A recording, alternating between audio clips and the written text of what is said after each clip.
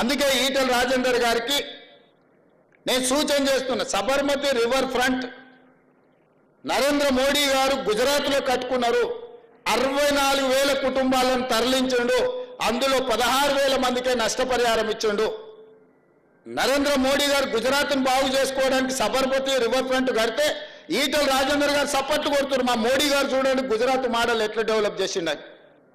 మరి అదే Sabarmati river front అట్లాంటిదే మూసీ రివర్ ఫ్రంట్ హైదరాబాద్లో కట్టుకుంటే రాజేందర్కి వచ్చిన కష్టమేంది, దుఃఖమేంది నాకు అర్థం కాలే.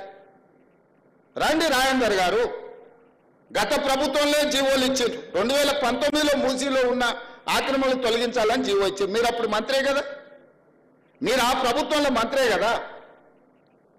మరి ఈరోజు నేను ఒక సూటిగా అడుగుతున్నా, ఏం చేద్దామో చెప్పుర్రి, ప్రత్యామ్నాయం చెప్పుండ్రి. ఈ పేదలు ఎట్లా ఆదుకుందామో చెప్పుండ్రి. వాళ్ళందరూ ఆస్తులు ఉండిపోయి మూసీలో కట్టుకోలే, వాళ్ళ వాటర్ వ్యూ కోసం కట్టుకోలే, బతకలేని పరిస్థితుల్లో వాళ్ళు అక్కడికి పోయి ఉన్నారు. వాళ్ళు ఎట్లా బతికించుకుందామో చెప్పుండ్రి. అందుకే ఈరోజు మా బట్టి విక్రమార్క గారికి నా విజ్ఞప్తి, పొన్నం ప్రభాకర్ గారు ఎనివే హైదరాబాద్ ఇన్ఛార్జ్ మినిస్టర్, ముఖ్యమైన వాళ్ళందరినీ పిలిచి మీరు చర్చలు ప్రారంభించండి అన్న. వాళ్ళ సూచనలు తప్పకుండా స్వీకరిద్దాం. ఈ పేదోళ్ళని ఎట్లా ఆదుకుందామో చెప్తాము. కాక వెంకటస్వామి గారినే స్ఫూర్తిగా తీసుకుందాము.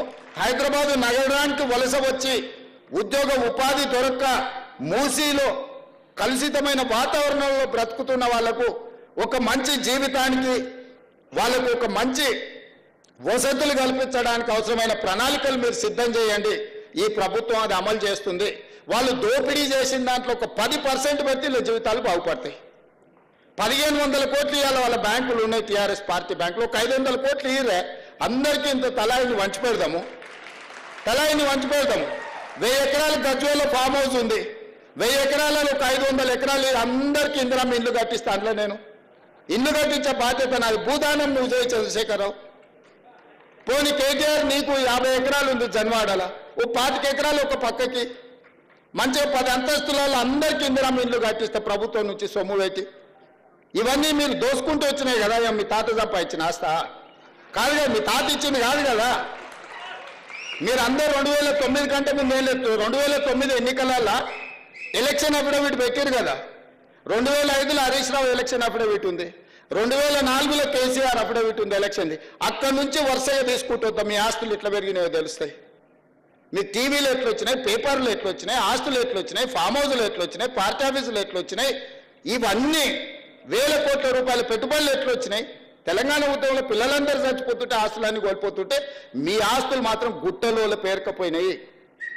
మీరు మాత్రం 25 ఎకరాలలో 1000 ఎకరాలలో ఫామ్ హౌస్లలో మీరు జమీందారులలాగా బతుకుతారు. తెలంగాణ నుంచి బతకడానికి వచ్చిన వాళ్ళు మూసి మురికిల్లే చచ్చిపోవాలనా? ఏం వాళ్ళకు మంచి జీవన విధానం ఉండొద్దా? వాళ్ళ పిల్లలు చదువుకోవద్దా? వాళ్ళకు మంచి వసతులు కల్పించాల్సిన బాధ్యత ప్రభుత్వానికి లేదా? మంచి ప్రణాళిక తీసుకుందాం, కడదాం వాళ్ళ కోసం. అవసరమైతే రేస్ కోర్సును బయటకు తరలిద్దాము. సిటీ బయటకు రేస్ కోర్సు తరలిస్తే మలక్పేటలో 150 ఎకరాలు 200 ఎకరాలు ఉంది. ఈ పేదోళ్ళందరికీ అందులో ఇల్లు కట్టిద్దాము. అంబర్పేటలో ఉన్న పోలీస్ అకాడమీని ఊరు బయటకు తరలిద్దాము. 200 ఎకరాలు ఉంది అంబర్పేటలో. ఆ 200 ఎకరాలలో మూసి నది ఒడ్డు ఉన్న పేదోళ్ళందరికీ మంచి ఇల్లు కట్టిద్దామయ్యా. ఏం ఇదంతా ప్రభుత్వం ఆస్తే కదా. పేదలకు మంచి చేద్దాం, మీరు వచ్చి సూచన చేయండి. దాని మీద ఒక కమిటీ వేస్తాం. దాంట్లో రాజేందర్ను పెడతాం, కేటీఆర్ను పెడతాం, హరీష్ రావును పెడతాం, పొన్నం ప్రభాకర్ గారిని కూడా అందులో పెడతాం. మీరు కలిసి మాకు ఇయ్యండి సూచనలు. ప్రతిపక్షానికి కూడా ఈ పేదలకు మేలు చేయడానికి ఒక కమిటీ వేద్దాం. బీజేపీ, బీఆర్ఎస్, ప్రభుత్వం అందరూ కూర్చొని పేదోళ్ళకి ఏం చేద్దామో ఆలోచన చేద్దాము. ముందుకు రాండి. 10 ఏళ్ళ అనుభవం ఉందంటారు కదా మీకు ప్రభుత్వము, మంత్రులుగా.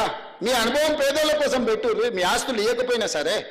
క్యూ న్యూస్ ఛానల్లో పనిచేయటకు అనుభవం గల సీనియర్ వీడియో ఎడిటర్స్ కావాలను సంప్రదించవలసిన నెంబర్ 8688926084. qnewsads@gmail.com ను సంప్రదించండి. లైక్ చేయండి.